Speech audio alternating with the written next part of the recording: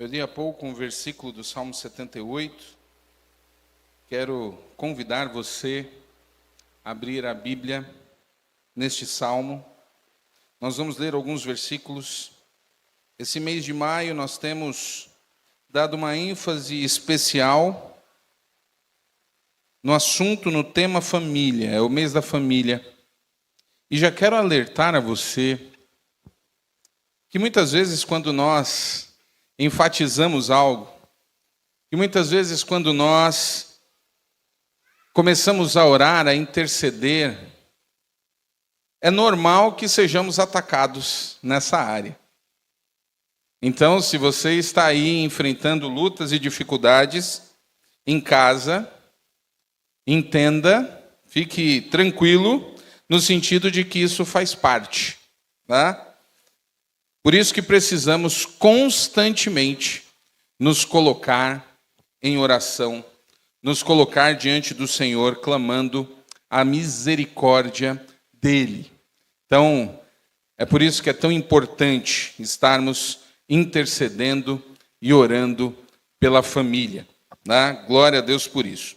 E o Salmo 78 nos traz o desafio de entendermos algumas coisas que se passam dentro das nossas casas. As palavras este mês, se você perdeu alguma das palavras, se você perdeu alguma das mensagens, você pode procurar ali no YouTube, que nós estamos colocando a série completa da família. Então você pode procurar ali, já são 2 mensagens, essa é a 3ª mensagem a respeito de família. Se você perdeu alguma, você pode procurar lá no YouTube da igreja.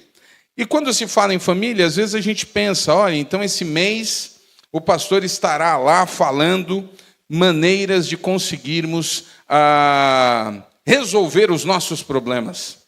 O pastor vai estar ministrando lá e fazendo uma oração para a gente resolver, está tendo problema aqui em casa, então agora vai dar tudo certo, como se fosse uma grande sessão de autoajuda, ou uma palestra motivacional, né? Coisas desse tipo. E, na verdade, as palavras estão mostrando qual é o nosso papel.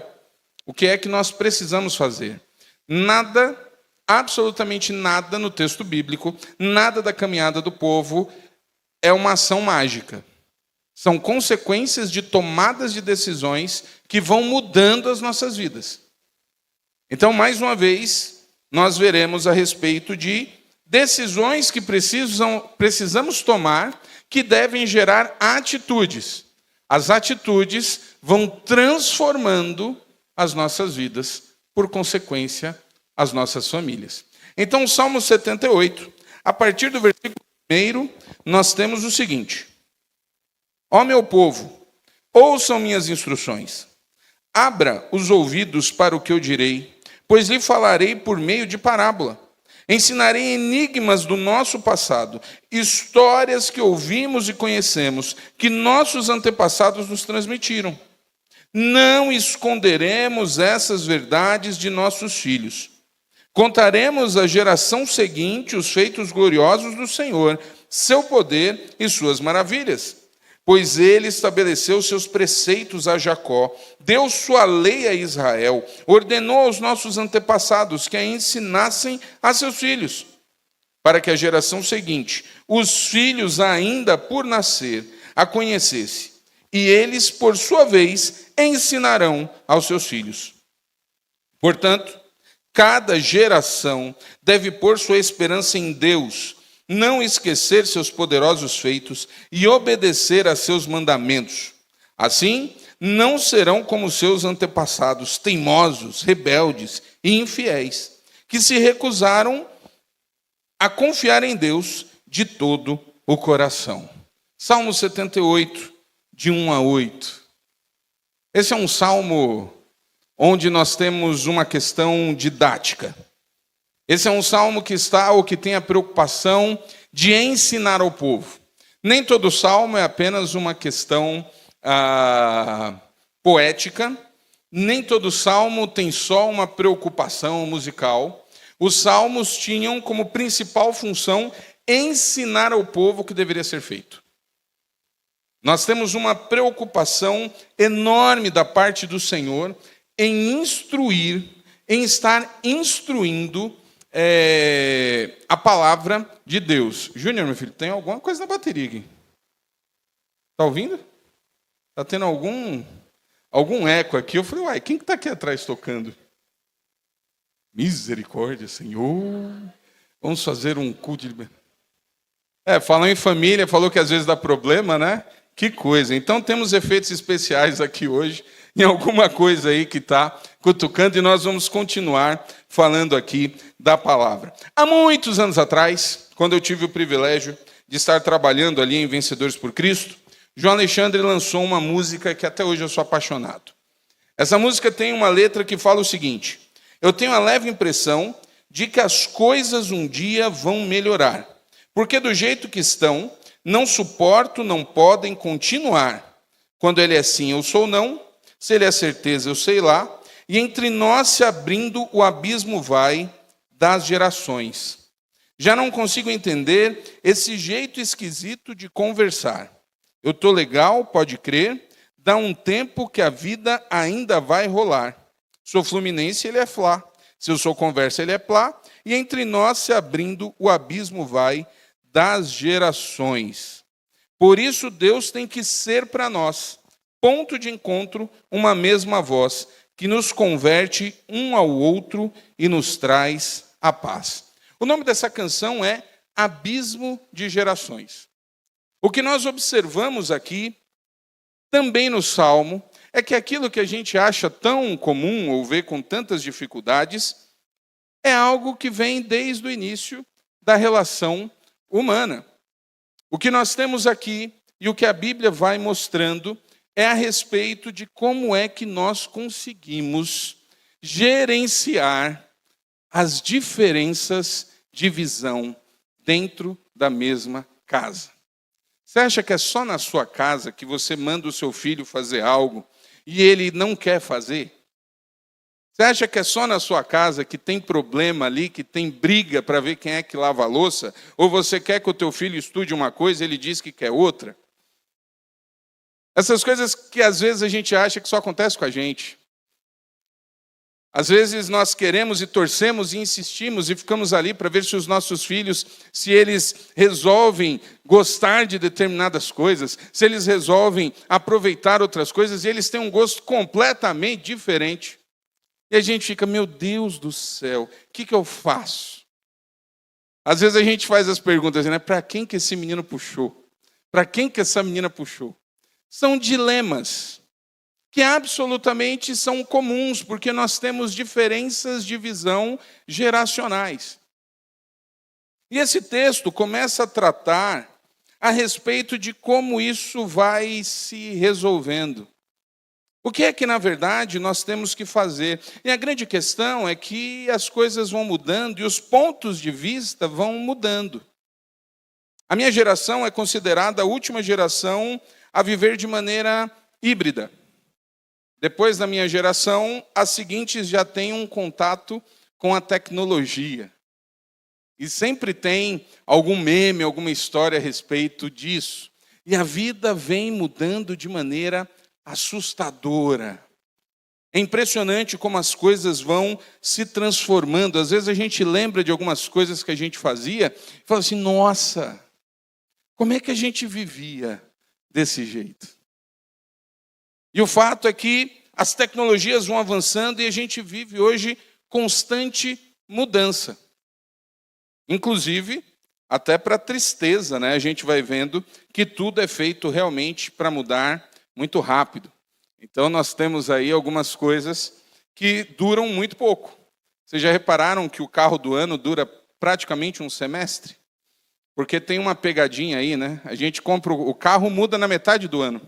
Já começa a vir o ano seguinte. E aí, quando vira o ano, tem já um ar trabalhado no nosso subconsciente de que já estamos desatualizados. Nós estamos em 26 e daqui a pouco vai começar a ser vendidos os carros geração 27.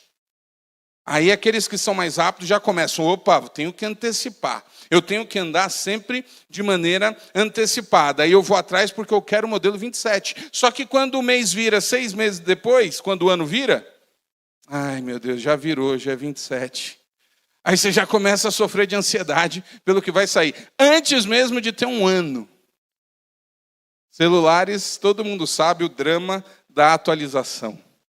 Você investe um valor surreal num celular de ponta e ele só é moderno por 6 meses. 6 meses depois sai uma nova versão. Então a gente tem a versão Plus, Mega Plus, Extra Mega, Mega Plus. Cada uma mais cara que a outra. Mas o mundo vive em mudança constante. Como é que nós equalizamos? Onde achamos o equilíbrio? Nós achamos o equilíbrio nas coisas que não se mudam. É na palavra de Deus. A resolução para o abismo de gerações, como o João Alexandre cantava, e é engraçado porque essa música o João Alexandre gravou, já deve ter aí uns quase 30 anos. E quando ele gravou essa música, eu amava essa música na visão do filho. Ele gravou esse dueto com o filho dele. E eu achava o máximo a parte que o filho cantava, reclamando que não conseguia entender o pai. Passados esses anos, hoje eu amo essa música como pai, não mais como filho. Hoje eu estou do lado daquele que fica ali orando para que os filhos tenham uma visão de mundo parecida com a minha. E esse dilema sempre acontece. E aí nós temos aqui como o Salmo vai resolvendo. Então o Salmo vai jogando responsabilidades. Não apenas para um, não apenas para outro, mas ele vai colocando todo mundo. E primeiro ele começa com a responsabilidade de todos, da presente geração. Daqueles que estavam ali ouvindo. Daqueles que foram apresentados aquele salmo. E o salmo abre do seguinte: meu povo, ouça as minhas instruções. Abram os ouvidos para o que eu direi. Então ele começa lembrando a todos, aqui a todos, a você jovem, adolescente que ficou de pé, isso aqui também é para você. É Deus reunindo o povo e dizendo: escutem as minhas palavras. Prestem atenção na minha vontade. Escutem o que eu digo. Às vezes a gente tem a sensação de que as coisas dentro da nossa casa estão travadas. E nós temos o desejo imediato de achar que o problema na nossa casa é o outro. E o grande problema na maioria das casas é porque nós não nos preocupamos ou nos atentamos com o que Deus quer, com o que Deus está dizendo. Às vezes a gente leva uma relação com Deus de uma maneira muito interessante e mística. Como se Deus fosse uma força, uma aura protetora. E pelo simples fato de eu estar falando com Ele, ou estando no ambiente, Ele vai fechando o meu corpo. Linguagem que as pessoas usam aí fora para outras situações. Não é assim que funciona. Deus age dentro das nossas casas quando a palavra dele começa a ser observada. Quando a palavra dele começa a ser praticada. Esse é o primeiro ponto. O que nós estamos vendo aqui é o salmista deixando bem claro que Deus tinha algo a todos e que o primeiro passo na relação com Deus, independente das nossas idades, é ouvir o que ele está falando. Ouçam as minhas instruções. Uma regra de ouro na relação com Deus. Um macetezinho. Uma dica ali especial. Sem obediência, não se chega a lugar nenhum. Sem obediência à palavra de Deus, não se avança na relação com Ele. E o grande problema do povo estava justamente aí. Na semana passada, em Deuteronômio, nós vimos sobre o que a lei impunha sobre as famílias, a responsabilidade das famílias ensinarem aos filhos. E se tem algo que a gente pode dizer que aconteceu no decorrer do Antigo Testamento, foi que, de fato, o povo, aos trancos e barrancos, conseguiu passar a lei para frente. A lei foi transmitida de geração para geração. Mas o que nós vemos aqui, mediante a todo o exemplo do Antigo Testamento, e já nesse salmo, é a preocupação não apenas em transmitir, mas em obedecer. São coisas diferentes. Você pode conhecer toda a lei, como muitos jovens, adolescentes de tradição judaica conhecem. São formados na tradição, conhecem de cabo a rabo, conhecem de maneira decorada quantidades absurdas de versículos, de textos. Mas se eles não obedecem, não adianta nada. Se não existe obediência ao que Deus está pedindo, é apenas cultura. O que fazia a diferença do povo no Antigo Testamento, do povo judeu, para os outros povos, era a capacidade do povo em obedecer à lei. Porque quando eles obedeciam, a mão de Deus estava sobre eles. E era uma nação completamente diferente.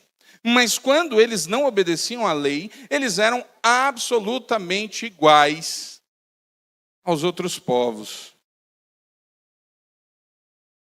Então o que nós temos aqui é a preocupação e uma responsabilidade de todos nós. Todos nós. Presta atenção, você pai, você mãe, você filho. Se todo mundo na tua casa vem para a igreja, se só você vem para a igreja, responsabilidade de todos. Meu povo, ouça minhas instruções. Ele ainda fala assim, abra os ouvidos para o que eu direi. A importância de ouvirmos o que Deus está falando. E aí eu já começo a te desafiar e colocar perguntas para você, perguntas que eu tenho me respondido. Esta semana nós tivemos aqui um momento maravilhoso. Nós tivemos, sem medo de errar, uma das peças mais impactantes da Companhia Nici. Inclusive, deixa eu explicar algo. Circulou, coloquei nos grupos. Nós filmamos a peça. E ela está, como diria o pessoal, ela está em curta temporada no nosso canal do YouTube. Você só vai conseguir assistir pelo link. Pastor, eu não tenho link. Você não quer estar nos grupos da igreja também, né? Tem gente que está em 75 mil grupos, mas os da igreja são chatos. Eu não vou ficar em grupo da igreja. Aí você não ganhou o link. Pede para alguém que tem algum grupo da igreja o link. O link está lá, você vai assistir. Porque por um compromisso com a própria Companhia Nici, nós não vamos manter esse vídeo de maneira pública. Então é para que aqueles que quiserem ver tenham oportunidade. Está lá, não é a mesma experiência de estar aqui, mas você vai conseguir ouvir o texto, vai conseguir assistir de uma maneira muito boa. O vídeo ficou bom, graças a Deus. E o vídeo fala muito sobre essas dinâmicas de perguntas e respostas. A personagem principal da peça é confrontada através de perguntas que ela recebe. Então, eu naturalmente, no decorrer das mensagens, eu coloco algumas perguntas.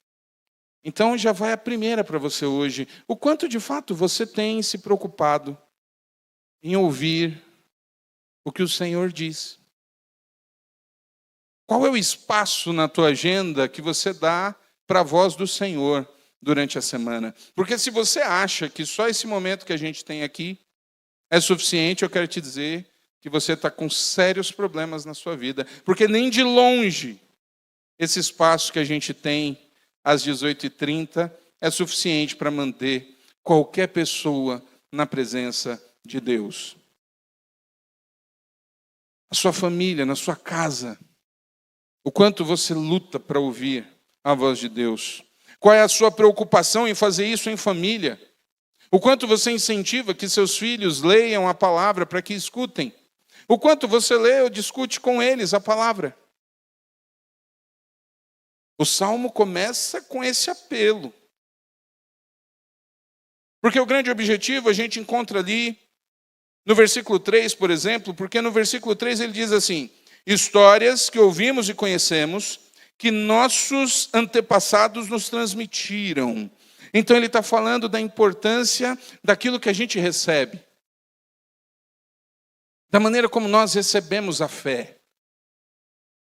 E aqui tem um ponto importante, porque às vezes a gente não valoriza isso. A transmissão fiel da palavra de Deus é bênção. Aqueles que receberam isso em casa porque seus pais são crentes e eles trazem, e eles trouxeram você para a igreja, isso é um grande privilégio que você tem na sua vida.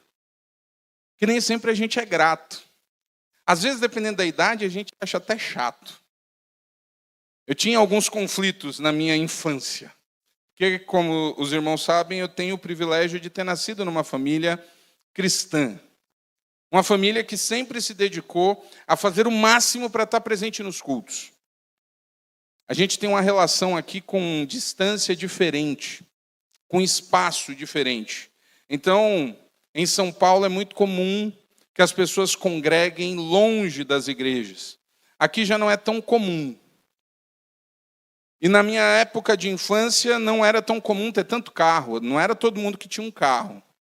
Meu pai mesmo demorou muito para ter carro e o tempo que ele teve carro sempre foi muito pouco.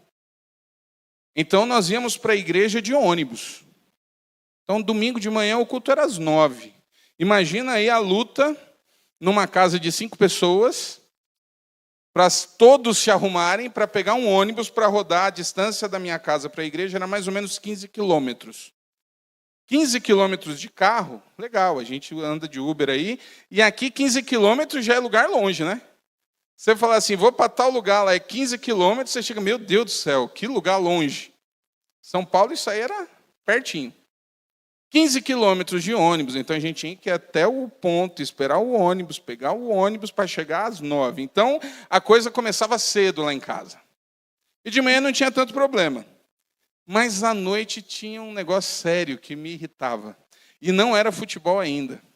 Minha fase de torcedor foi mais na adolescência. Domingo à noite tinha um negócio na televisão chamado Trapalhões. Todo mundo da escola assistia os Trapalhões. E os Trapalhões era domingo, 7 horas da noite. O culto era 7h30.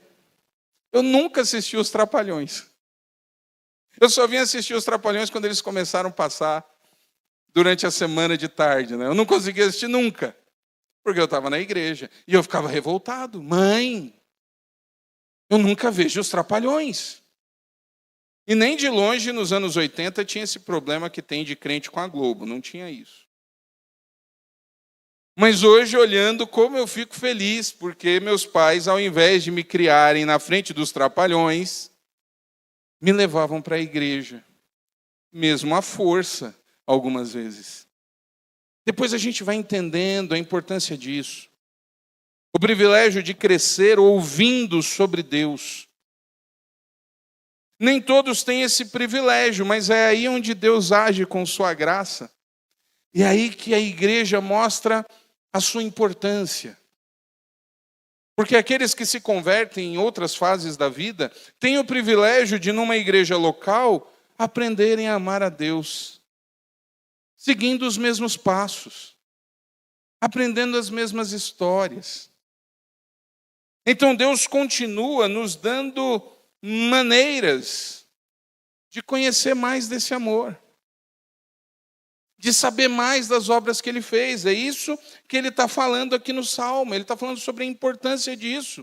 Ele valoriza a experiência passada em contar às novas gerações. Então, se a gente não faz isso, nós estamos quebrando um grande elo.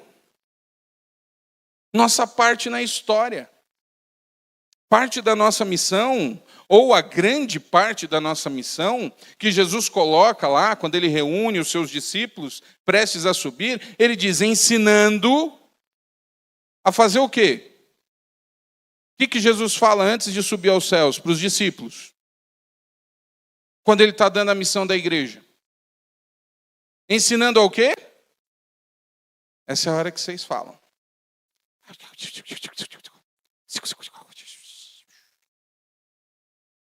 Ensinando a... Gente, tudo bem que a gente é batista.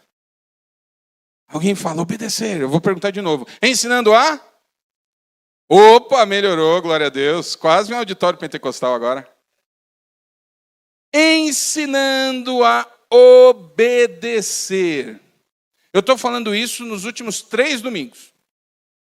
Ensinando a obedecer quantos por cento do que ele ensinou? Vocês lembram do texto? Quanto? 30%?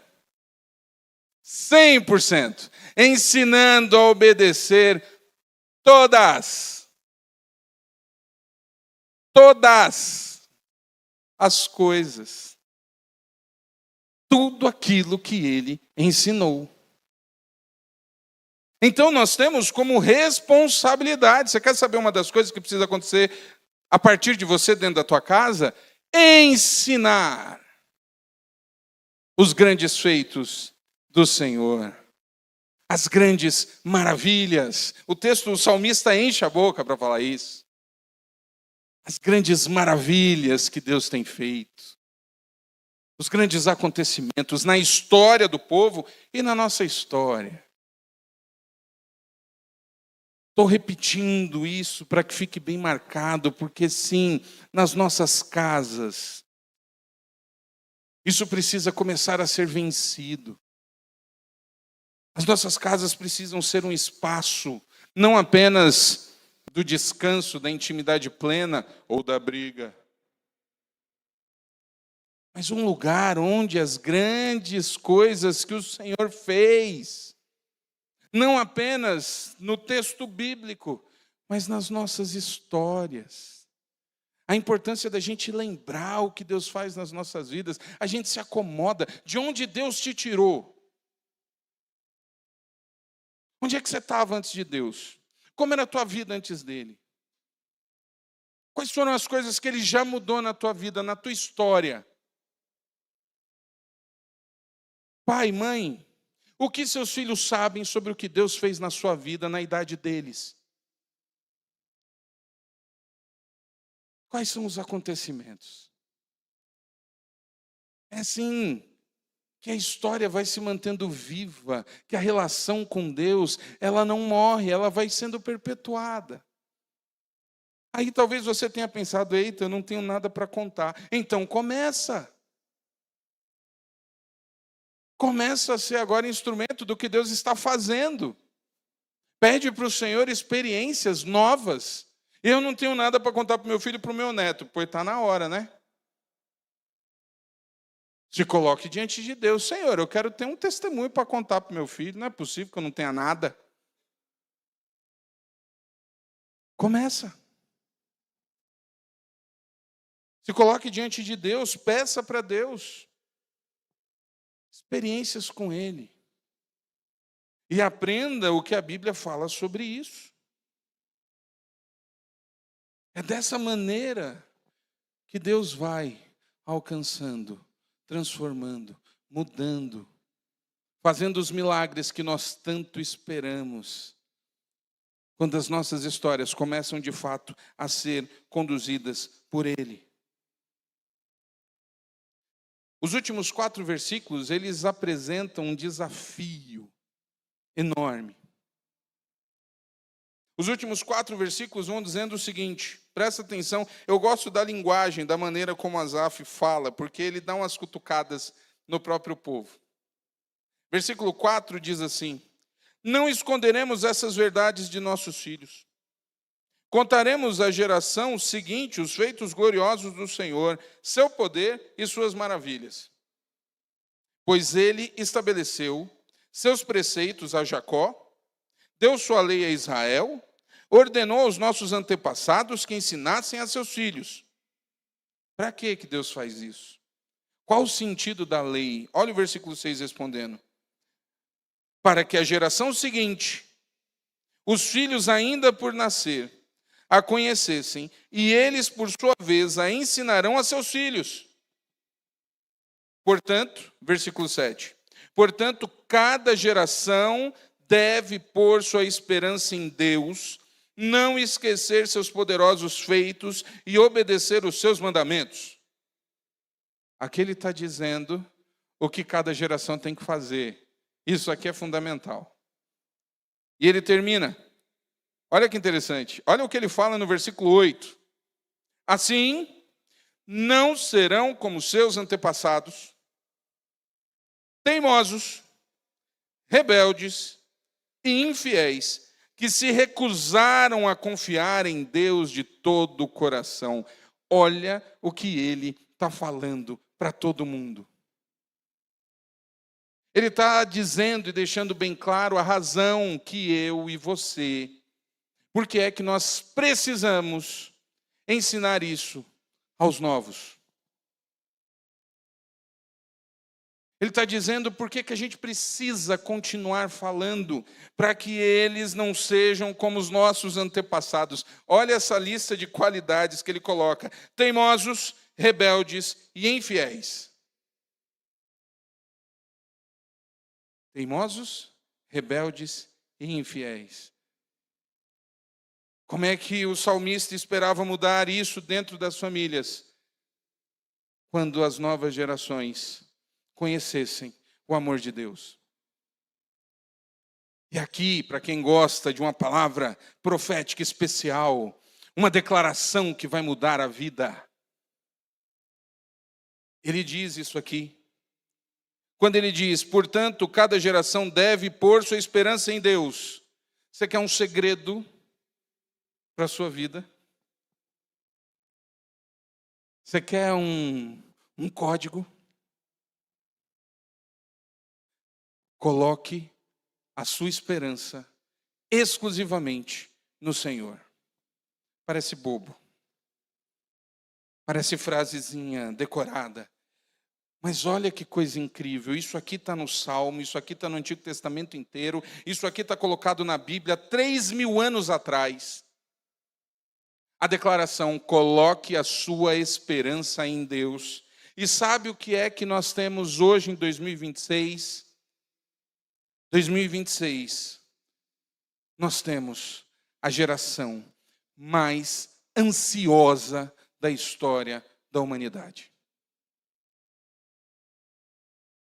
Nós temos os maiores índices da história de problemas emocionais. Está todo mundo doente. Por onde quer que a gente ande, a gente encontra pessoas ansiosas, depressivas, machucadas, quebradas. Nós sofremos com uma geração que não consegue ouvir uma negativa. Nós temos hoje uma crise no mercado de trabalho. Nós nunca tivemos tantos aposentados trabalhando por duas razões. A primeira é que o salário da aposentadoria não consegue sustentar absolutamente ninguém. E a segunda é porque as empresas não estão conseguindo viver sem aqueles mais velhos, porque os mais novos não estão dando conta. Sabia disso?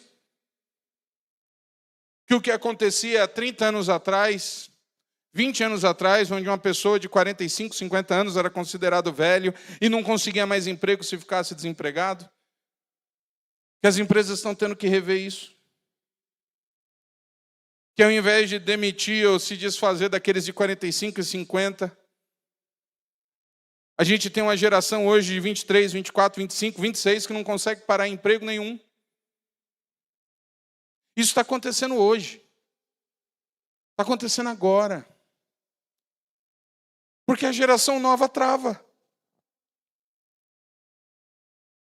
Porque quando eles tomam bronca de um chefe, ele chega e diz: eu não nasci para isso.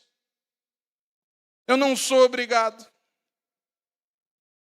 Se antes fosse apenas uma questão de uma vida bem resolvida, de uma pessoa que de fato está bem resolvido e não recebe e não fica encarando ou levando desaforo para casa, tudo bem.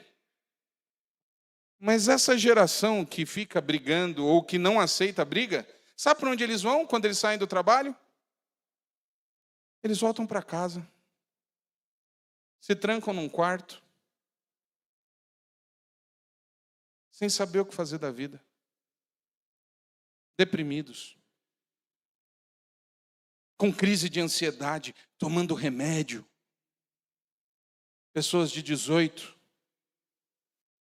16, 20 anos tomando remédio controlado. Isso aqui não é uma questão de salientar a inferioridade, porque o que mais tem são pessoas tomando remédios controlados. E aqui eu não vou discutir consciência ou com médico. Se você recebeu do seu médico uma receita para algo que você deve tomar, se você está fazendo tratamento, continue. Mas eu preciso dizer que a origem das nossas ansiedades está nisso que ele colocou aqui, quando ele diz, portanto, cada geração deve pôr sua esperança em Deus. A origem das nossas ansiedades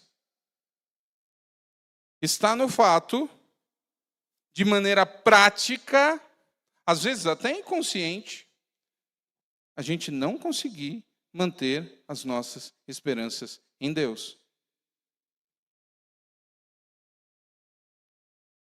De maneira prática, as nossas esperanças estão naquilo que queremos, nos nossos empregos, nos nossos relacionamentos, nos nossos filhos, para aqueles que conseguem ter aplicação no banco, para aqueles que conseguem, num tempo como hoje, guardar dinheiro, no dinheiro que está guardado. Aí vem uma crise. Aí vem um homem lá nos Estados Unidos, de cabelo pintado de vermelho e tupete, e aumenta uma taxa de juro. E aí teu projeto inteiro está condenado. Aí fecha um tal de um estreito que você nem sabia que existia, e a gasolina sobe R$2. E aí você não consegue mais fazer o que você estava pensando. Você já parou para pensar no tempo que a gente vive, como tudo é muito frágil? Aí agora tem gente super empolgada, tiraram a taxinha das blusinhas. Agora vai. Vai mais dívida, você vai gastar mais. Aí a nossa esperança está nisso. Esse ano é ano de política. De eleição. Política tem direto, política nunca acaba. Esse ano é ano de eleição. Tem um monte de gente que está confiando a esperança no candidato A, B ou C. E se ele não ganhar, o Brasil acabou. Essa frase serve para todo mundo, né? Já reparou? Todo mundo que perde, vira e diz, o Brasil acabou. E estamos aqui.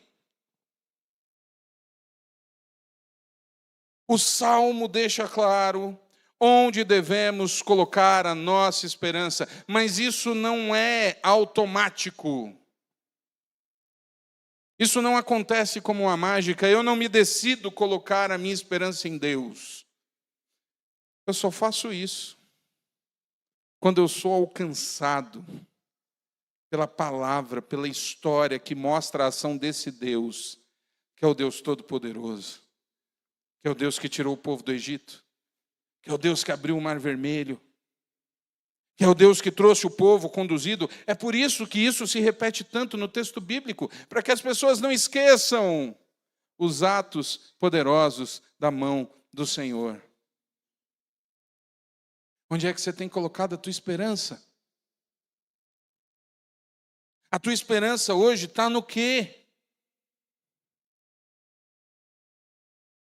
Aí a gente volta para pensar na geração atual. Sabe qual é o maior problema da geração atual? Numa época inacreditável tecnológica. É porque só a tecnologia não resolve. As novas gerações estão completamente carentes de exemplos de vida. De pessoas que apontem pela vida, com suas próprias vidas, o que deve ser feito. Os mais novos estão rodeados de absolutamente tudo. Eles conseguem fazer coisas assustadoras. É um tempo inacreditável, nós estamos no futuro. O ser humano hoje faz umas coisas, antigamente, e tem um monte de ditado caindo, né? Que ninguém mais entende. Então, quando alguém vira e fala assim, ó, caiu a ficha, o pessoal novo nem sabe o que é. Caiu a ficha? O que é ficha? O povo não sabe o que é ficha. Se você entendeu, você está velho como eu. Se você não entendeu, vai pesquisar no chat GPT. Outro ditado que caiu, né? Que o pessoal fala assim, isso aí só quando o foguete der ré. Foguete já dá ré, você sabia disso? Já se ligou nisso? Que o Elon Musk conseguiu fazer um foguete que voltou de ré. Algumas coisas são absolutamente extraordinárias. Mas e a vida? E os exemplos de relacionamentos? Eu assisti sexta-feira com a Nívia. Por acaso, completamente por acaso. No canal do YouTube da série The Chosen. Eles colocam muita coisa bacana lá. E eles fizeram um experimento, assim, pequenas ideias que a princípio parecem ser bobas e que resultam em algo extraordinário. Eles lançaram um vídeo dublado, eles fizeram isso, acho que já deve ter uns 2 anos, chegou agora dublado no Brasil, então você pode acompanhar lá. Eles pegaram 8 ou 9 jovens da geração Z, essa turma que está aí, de 15 a 20 anos, que nunca tinha assistido The Chosen. Não eram jovens de igreja. Pegaram jovens, fizeram lá esse experimento, e levaram os jovens para maratonar a primeira temporada de The Chosen, um dia, e conversarem a respeito disso. Então, é um vídeo de 1 hora e pouco. Você assiste sem perceber que passou. E o que eu achei incrível? Porque são jovens que não são crentes. Então, você já pensa, nossa, vai mostrar The Chosen para esses jovens? Vai ser um desastre. Eles não vão conseguir assistir o primeiro capítulo. E esse experimento foi motivado porque a série The Chosen é um fenômeno global. Tem números extraordinários. E, de fato, furou e muito a bolha cristã. Não é só crente que assiste The Chosen. E eles perceberam que na geração Z os números eram altos. Eles queriam entender. Porque é uma geração que não tem se conectado tão facilmente assim com as coisas, ou que não gosta de coisas de igreja. E aí começa, eles colocam lá. E, gente, a maneira como aqueles jovens são, primeiro que eles vão para esse experimento sem saber qual é a série. Então eles achavam que poderia ser qualquer série. Eles ficam naquela expectativa, que série será? Que série será? E quando aparece lá o Jesus, dá para ver na cara deles aquela decepção, né? Sério? Jesus? Só que eles não têm para onde correr. Eles aceitaram. E aí começa a mostrar a reação desses jovens conforme as coisas vão acontecendo. E no decorrer disso, quando eles vão comentando os episódios, eles vão contando suas dores.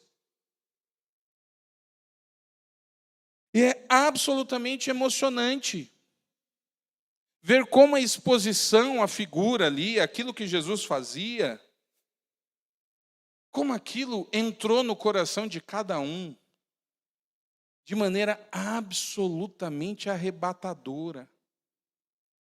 Como eles começaram a falar das suas crises, de como eles não tiveram episódios de amor, de uma jovem lá que tinha uma experiência terrível dentro de uma igreja. A quantidade de pessoas que, ao invés de estarem encontrando Deus dentro das igrejas, estão encontrando abusos,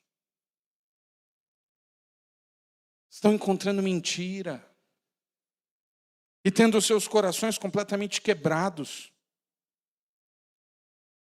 E eu fiquei absolutamente chocado de ver e ouvir a experiência de jovens descrentes se conectando com o que eles estavam vendo de Jesus. E de como eles choravam literalmente por não achar que aquilo era possível. Não existem defesas reais à graça do Senhor.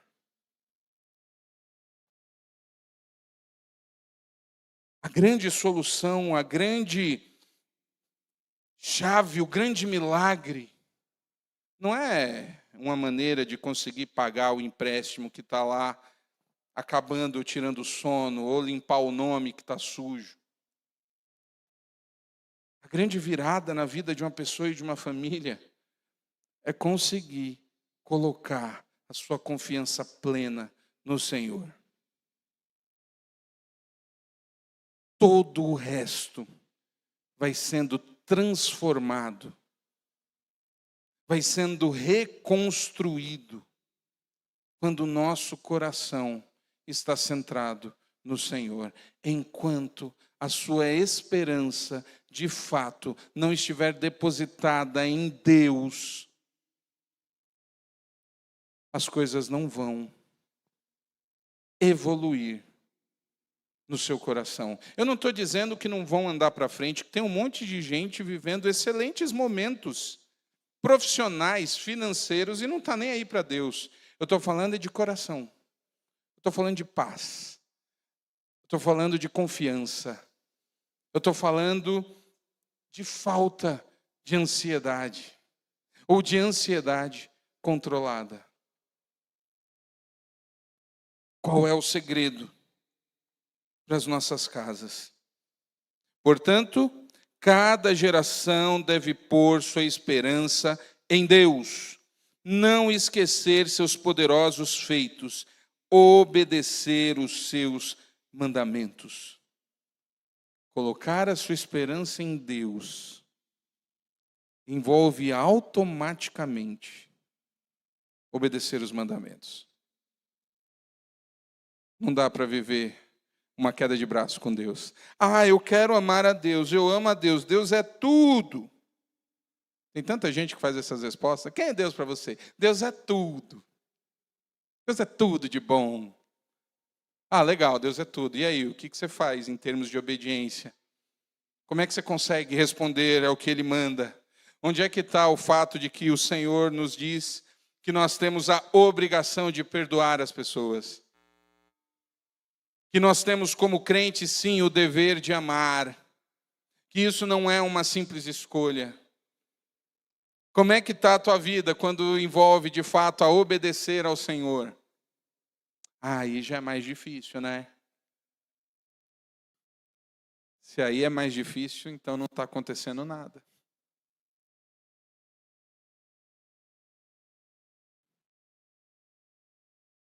Portanto, cada geração deve pôr a sua esperança em Deus. Não esquecer seus poderosos feitos e obedecer aos seus mandamentos.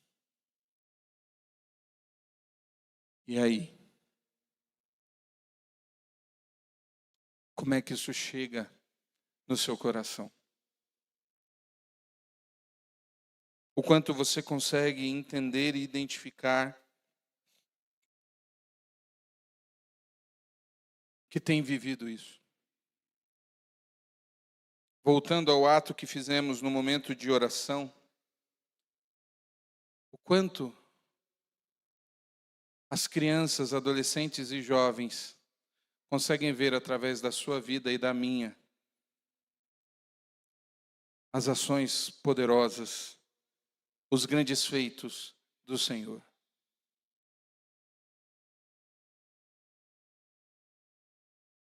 Nós vivemos um tempo em que respostas decoradas não satisfazem.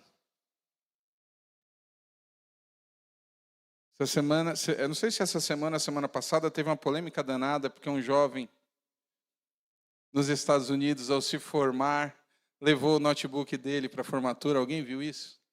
E aí, na hora que deram um close nele lá, ele começou a mostrar o ChatGPT. E rindo e falando, né, que ele tinha se formado graças ao ChatGPT. Isso causou uma polêmica absurda. A faculdade precisou dar uma nota e explicar que, na verdade, lá eles são incentivados a dialogar e saber utilizar de maneira saudável a inteligência artificial e que, graças a esse equilíbrio, eles estavam aprendendo ainda mais. Eu achei muito bonita a nota para justificar o que todo mundo aqui que está em ambiente escolar sabe. Depois que inventaram esse negócio de inteligência artificial, ninguém está mais perdendo sono para fazer trabalho. Foi-se o tempo que o pessoal perdia sono por causa de TCC. Eu lembro, olha, foram noites e mais noites sem dormir quando eu precisei fazer o meu TCC. Porque eu precisava levantar às 6 horas da manhã e chegava da faculdade meia-noite. Como é que eu fazia TCC? Hoje o camarada entra, dá 2 prompts, sai 75 páginas. E você pode ainda dizer, eu quero que pareça mais com o meu estilo, eu não quero que pareça com a inteligência artificial. Coloca uns errinhos no meio. Faz o que você quiser.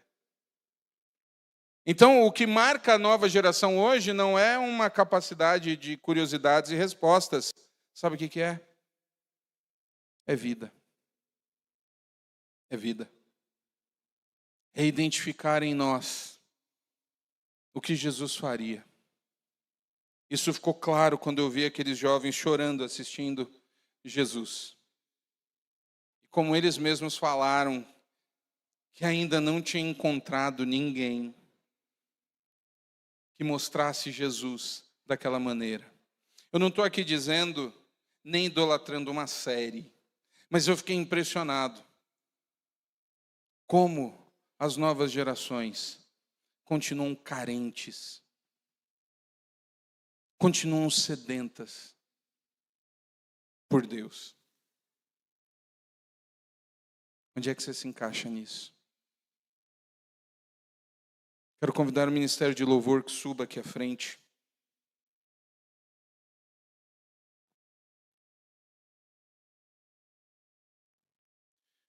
E quero dar a você mais uma vez a oportunidade de refletir a respeito da sua relação com o Senhor. O Salmo nos mostra que toda a família está envolvida nisso. Ninguém tem privilégio por ser mais velho ou por ser mais jovem. Todos precisamos colocar a nossa esperança em Deus.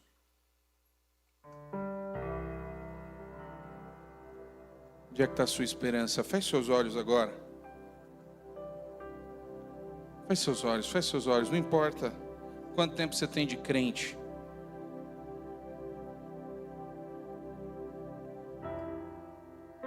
Onde é que está a tua esperança?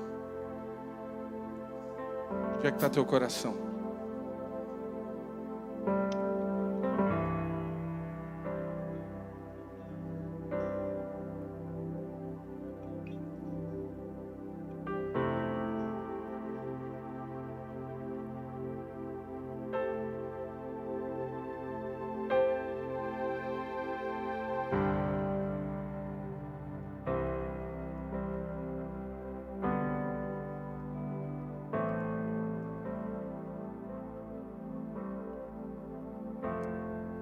Pai, a Ti seja toda a honra e toda a glória. Nós Te louvamos pela Tua santa presença no nosso meio, pela Tua palavra que é tão desafiadora.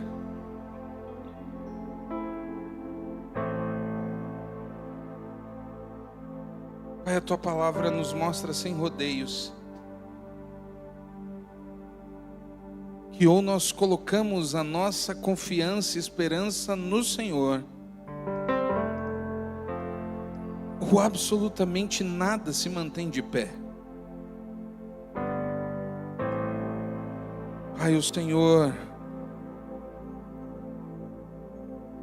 é quem cria a instituição da família. Isso é planejado por Ti, é o Senhor quem deseja ver a Tua palavra sendo transmitida, começando dentro de cada casa.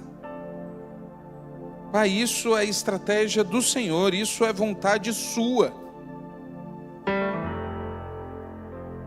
Mas para que isso aconteça, Pai, nós precisamos de fato estar comprometidos com o Senhor. E a realidade é que nós vivemos um mundo caótico. As nossas emoções são constantemente influenciadas, mexidas. E nós precisamos da Tua misericórdia, da ação do Teu Santo Espírito, para cumprirmos realmente a Tua vontade. E agora, Pai, nós temos a Tua igreja orando. Tem aqui agora mãe, pai, avô, tio, filho, neto.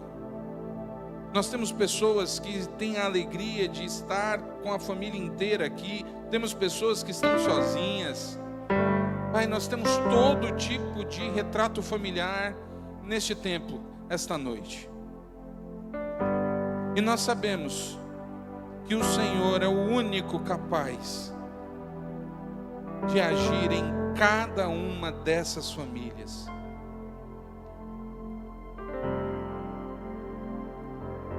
Pai, que o Teu Santo Espírito continue a tratar e trabalhar. Pai, que o Senhor esteja abrindo olhos agora. Que o Senhor continue a ter liberdade no nosso meio e que o Senhor continue a tirar as escamas que insistem em permanecer nos nossos olhos, que insistem em esconder a realidade de que, sem de fato o Senhor, as nossas casas não permanecem de pé.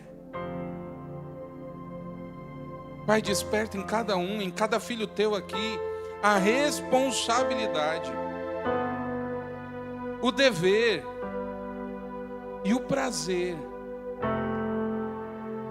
de ensinarem a Tua palavra. Desperta em cada um de nós o senso de urgência em ensinar os nossos filhos, e não apenas trazer ou mostrar, mas viver a Tua verdade. Pai, que a nossa relação com o Senhor possa ser observada e desejada. Que mesmo diante de tempos tão difíceis, mesmo diante de doenças, mesmo diante de crises financeiras, mesmo diante de dramas emocionais, que independente, Pai, da situação que envolve cada coração angustiado aqui, a nossa esperança seja visível no Senhor. Que as famílias desta igreja, Pai, sejam famílias conhecidas por depositarem a confiança total no Senhor. Então toca cada coração aqui, Pai. Se existem pessoas que ainda têm dúvida sobre a importância de entregarem seus caminhos ao Senhor, que o Teu Santo Espírito esteja convencendo do contrário.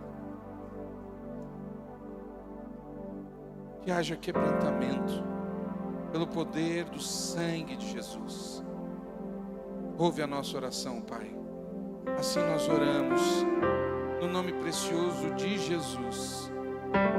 Amém.